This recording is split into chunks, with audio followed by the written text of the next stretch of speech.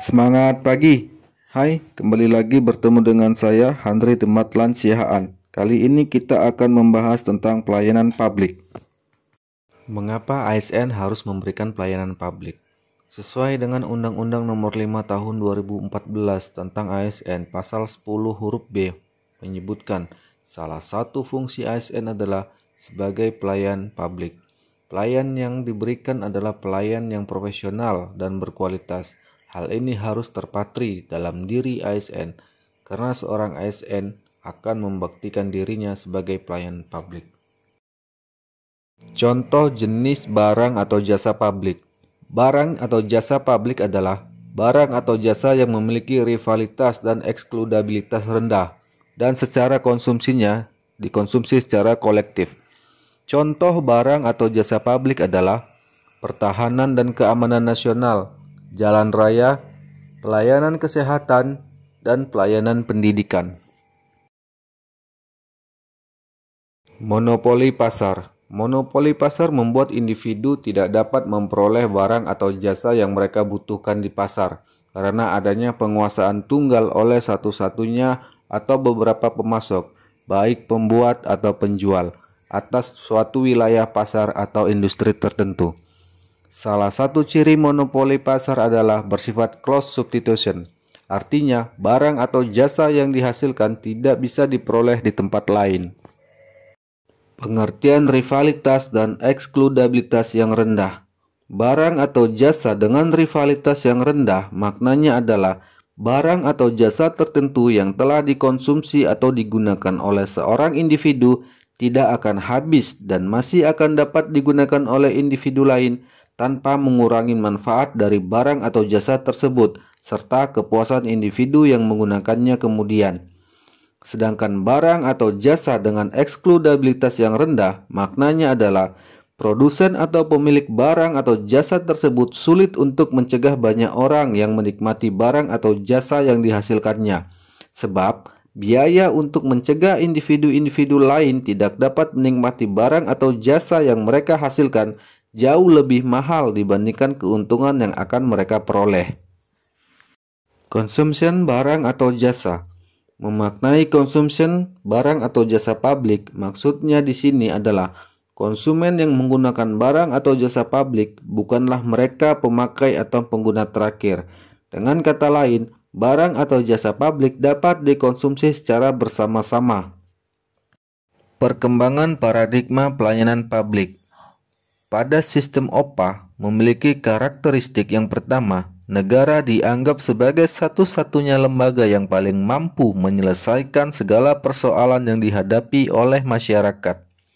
Kedua, sektor swasta dan masyarakat sipil belum berkembang dan mampu menjadi alternatif untuk membantu pemerintah dalam menyelesaikan masalah publik.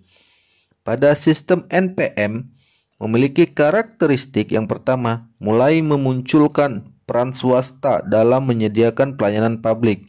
Yang kedua, penyediaan jasa layanan publik diprogram dan dididik untuk menjalankan pelayanan yang berorientasi pada keuntungan atau profit. Yang ketiga, untuk mendapatkan pelayanan rumah sakit harus mengeluarkan biaya yang mahal. Pada sistem pelayanan publik, NPS memiliki karakteristik yang pertama, menekankan kepentingannya keberadaan negara dalam menyiapkan pelayanan yang dibutuhkan oleh masyarakat.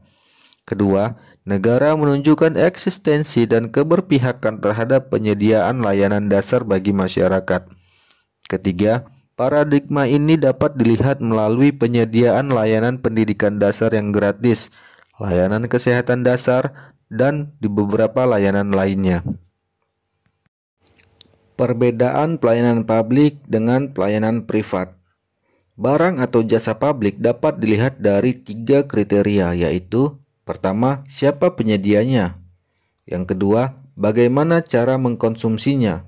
Yang ketiga, strategi setidaknya terhadap perwujudan visi dan misi suatu bangsa di masa yang akan datang. Untuk lebih mudah membedakan antara pelayanan privat dan pelayanan publik dapat dilihat dalam tabel berikut.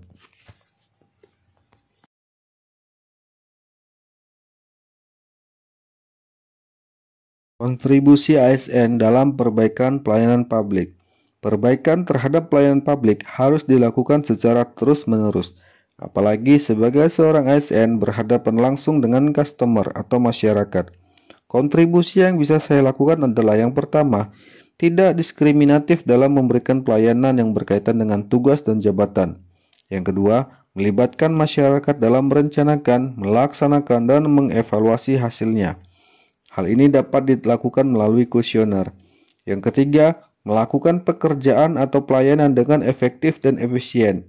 Yang keempat, menerapkan 5S saat bekerja. Yang kelima, akuntabel. Yang keenam, mampu merawat dan menjaga barang milik publik. Perbedaan antara etiket dan etika. Etiket cara suatu perbuatan harus dilakukan manusia, sedangkan etika pilihan, yaitu apakah perbuatan boleh dilakukan atau tidak. Etiket hanya berlaku dalam pergaulan. Bila tidak ada saksi, maka etiket tidak berlaku. Sedangkan etika selalu berlaku meskipun tidak ada saksi, tidak tergantung pada ada dan tidaknya seseorang. Etiket bersifat relatif. Artinya, yang dianggap tidak sopan dalam suatu kebudayaan bisa saja dianggap sopan dalam kebudayaan lain. Etika bersifat absolut, prinsip-prinsipnya tidak dapat ditawar lagi. Etiket hanya memandang manusia dari segi lahiriah saja, sedangkan etika menyangkut manusia dari segi dalam. Dasar-dasar etiket. Yang pertama, politeness, yaitu sikap sopan yang harus diperlihatkan kepada pihak lain dalam suatu komunikasi. Yang kedua, respectful, yaitu sikap menghormati dan menghargai pihak lain secara baik dan wajar. Yang ketiga, attentive, yaitu sikap penuh perhatian yang diperlihatkan kepada pihak lain dan diberikan secara baik dan wajar. Yang keempat, kooperatif, yaitu sikap suka menolong pihak lain yang memang membutuhkan pertolongan, sementara kita sebenarnya sanggup dan mampu memberikan pertolongan. Yang kelima, tolerance, yaitu sikap tenggang rasa terhadap orang lain agar dapat diterima dan disukai di mana saja kita berada. Yang keenam, informality, yaitu sikap ramah yang kita perlihatkan kepada pihak lain, bukan sikap formal atau resmi, melainkan familiar, akrab, dan bersahabat. Yang ketujuh, self-control, adalah sikap menguasai diri dan mengendalikan emosi dalam setiap situasi. Terima kasih telah menyaksikan video ini. Semoga bermanfaat. Salam sehat.